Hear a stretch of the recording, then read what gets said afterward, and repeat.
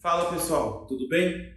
Estamos aqui nessa nova empreitada, nesse novo canal do YouTube, aqui principalmente também com essa novidade minha, que é o canto litúrgico e a música sacra, o canto gregoriano. E hoje eu vim contar um pouco para vocês da minha história. Por que que o Isaac é músico? Por que que de repente eu me tornei músico e trabalho hoje com a música? Bom, meu nome é Francisco Isaac, né? Eu vim de uma família católica, sou natural do Piauí, de Teresina, e os meus primeiros passos com a música foram aos 4 anos de idade, né? Então eu comecei a estudar música com minha avó. A minha musicalização infantil, a minha introdução pela música foi pela minha avó materna, né? Aqui fica a homenagem a ela, a dona Irene. E também a minha incentivação musical também foi por parte da minha mãe, Denise, né? Uma já com as habilidades musicais e a minha mãe entrava com a parte de incentivo, também com o incentivo financeiro de ter aula e os estudos, né? Então, desde pequeno eu cresci em onde minha avó tem 3 CDs gravados, né? Foi professora de música também, deu aula de técnica vocal, deu aula de teclado. E minha bisavó também tinha noção daquilo que era a música. Então, sempre quando pequeno, Isaac toca aqui, Isaac mexe ali, Isaac vem estudar. Então, isso foi a parte prática do estudo de música, foi com minha avó. Depois, isso, os 4, 5 anos, 6 anos de idade, eu tenho uma família muito nova, então minha avó também foi a formatura dela e ela me colocou para cantar, porque desde pequeno já era muito afinado, graças a Deus a aptidão já era natural em mim. E minha avó falou assim, olha, na minha formatura eu quero que você cante junto com a equipe. E tudo bem. E minha avó contratou uma violinista na época, que na época ela tinha feito só um arpejo no violino e eu fiquei, que lindo, né? Eu fiquei maravilhado com o instrumento e virei para minha avó e falei assim, quero estudar violino, quero ser violinista. E ela falou, tem certeza? Tenho. Então eu comecei a estudar o violino aí logo em seguida com a professora Vânia Salles, né? Ela tem muitos vídeos aqui no YouTube também, você pode pesquisar. E comecei com ela com o violino e também com a rabeca, né? Que é um instrumento nordestino, de raízes nordestinas, para tocar o forró e a música popular brasileira. Característica principalmente da música nordestina, o forró pé de serra, tá bom? E comecei a conversar com a Vânia, estudar, e eu me lembro de uma das aulas com ela, a gente começando a postura no violino, a pegar, a trabalhar uma escala, e ela disse assim, Isaac, e se a gente começar a escala com o primeiro dedo na corda Sol, que é a nota Lá, né? Sol, Lá, e se a gente começar a escala por aí? Começa. E eu comecei a tocar, e de repente todos os sustenidos foram, e aí ela foi que deu um tapa na minha cabeça e disse assim, ah, moleque danado, né? Expressão muito comum no Nordeste. Ah, moleque danado. Por quê? Porque às vezes, naturalmente, você precisa ensinar o aluno que numa escala você tem tom, tom, semitom, e por isso os sustenidos, os bemóis vão vindo por conta do modelo da escala, né? E não, na época o meu ouvido era muito bom, então ela pegou né, se maravilhou, e aí a gente começou a ter aula, muito aulas frequentes, 1, 2, 3 vezes por semana, e isso para mim era ótimo, eu ficava realmente muito feliz em estudar música. Os meus 12 anos, 13, 14 mais ou menos, por aí, eu não vou ser exato nisso, minha mãe muda para Brasília, onde atualmente eu moro, e onde funciona a minha empresa e o meu estúdio de aulas particulares também. Mudei para Brasília e comecei a ter aulas com o professor Egon de Matos, né, de violino. Continuei com os estudos de violino com o professor Egon de Matos. E o Egon, me lembro na primeira aula, é um professor de pulso firme, ao qual eu sou muito grato, graças a Deus, porque eu era um menino muito disperso. E o professor Egon chegou e falou, guri, toca algo. Eu toquei e ele falou, vamos organizar a sua vida. Então eu passei uns 3, 4 anos estudando com o professor Egon de Matos. E Em consequência, depois passei a ter aula com a professora Regiane Cruzeiro, também associado à professora Nádia Nedialkova na UNB. A professora Nádia foi por curto tempo, né? E nesse tempo também eu estudava na Escola de Música de Brasília, então fazia prática orquestral, fazia prática de conjunto, coral com a professora Rosilda, né, que era professora de maestrina de coral.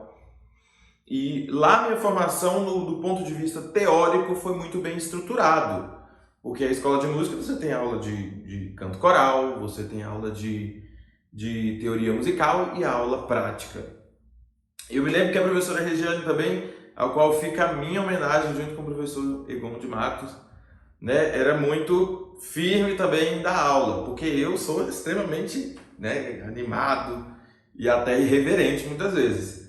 Então a professora Regiane dizia, olha, você é meu único aluno atualmente que quer ser profissional, então vamos ralar. Então eu tinha que fazer as peças de Vivaldi, né? Na época eu tinha tocado o Verão de Vivaldi, ia tocar com a orquestra de prática de conjuntos da Escola de Música de Brasília.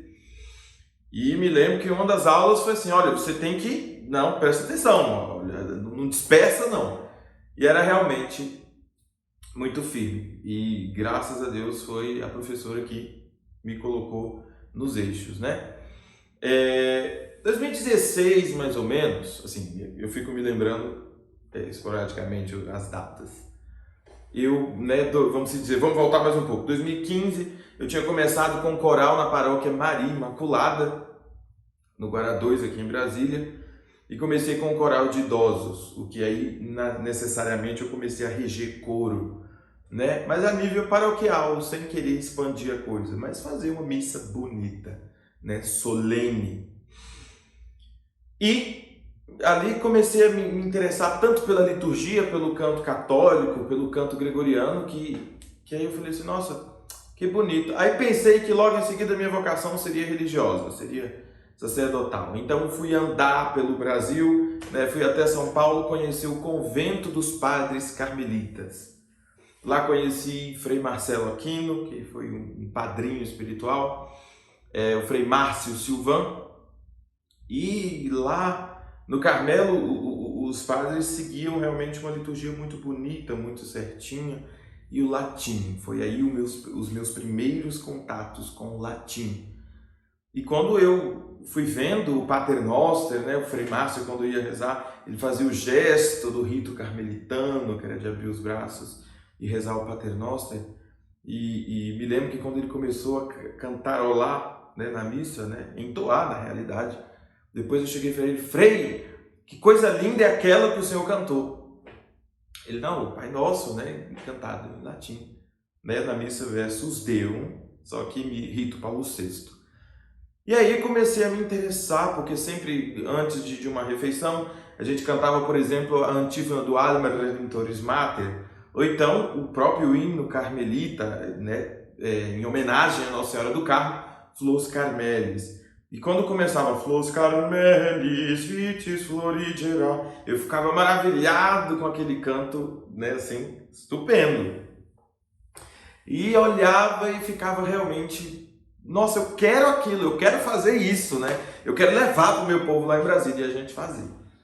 E o mais interessante é que foi muito bem aceito aqui na paróquia, né? Começar a cantar cantos gregorianos, e foi onde eu comecei também a procurar. E conheci um piedoso sacerdote aqui em Brasília que chamava o padre Miguel Ângelo Dias, um padre que na sua congregação ele já era maestro da sua congregação, e conversando com ele, ele disse para mim assim uma coisa, vai estudar e seja o novo Marco Frisina do Brasil.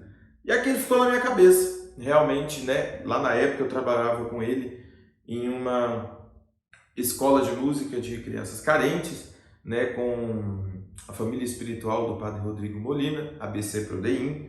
E lá eu fundei a escola de música, e lá eu dava aula de violino, piano e canto.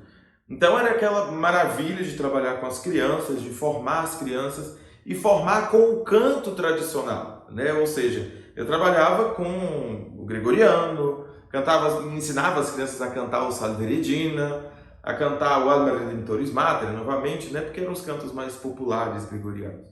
O Credo, o Kyriale, a Missa de Ângeles, tudo isso foi ficando muito maravilhoso e muito palpável.